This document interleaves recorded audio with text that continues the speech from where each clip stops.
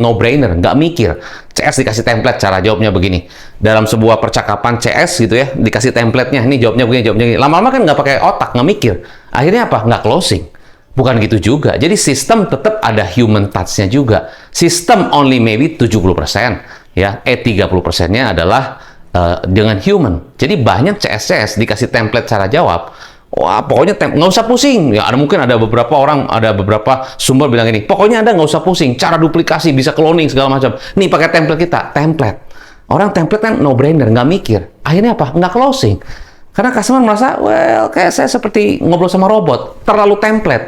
Terlalu baku gitu kan. Dan si OCS-nya nggak bisa movementnya. Karena apa? Skill-nya nggak diajarin. Ya, cuma plek-plek kasih sistem dan nggak clear. Nah, itu juga salah. Jadi kombinasi skill dengan sistem. Tapi kalau menurut saya, sistem yang lebih akan berdampak. Ya, karena skill mungkin bisa naik turun. Ya, tapi kecuali orang yang memang bakat gitu kan, orang punya talent. Tapi yang namanya sistem itu ingat terus, skill itu lebih ke tekniknya.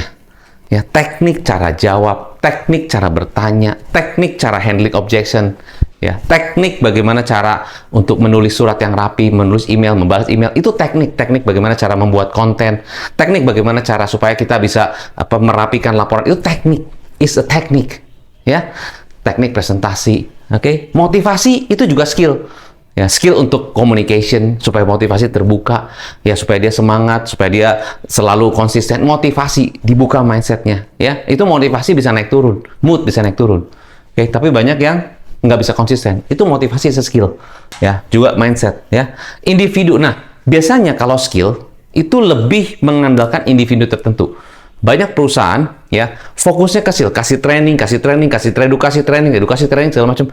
Dari sekian banyak training yang dilakukan di perusahaan tersebut, ya, pengalaman saya yang benar-benar bagus paling individu tertentu, 1-2 orang saja. Yang lainnya, well, masih di bawah rata-rata. Bahkan ada yang sangat di bawah, below expectation. Kenapa? Because the company is only focused on improving the skill. Hasilnya apa? Only dependent untuk individu tertentu. Ya, ini menarik. Dan biasanya kalau kita lihat, mungkin cuma 20% maybe, atau bahkan less than 20% yang benar-benar bagus. Di bawahnya, ya, mungkin sekitar 70% ini rata-rata. Dan mungkin 10% yang bisa jadi ya gitu-gitu aja. Nah, balik lagi kalau kita fokusnya ke skill, Anda cuma fokus kepada only 20% of the person yang bisa grow. Yang ini, ya, bisa.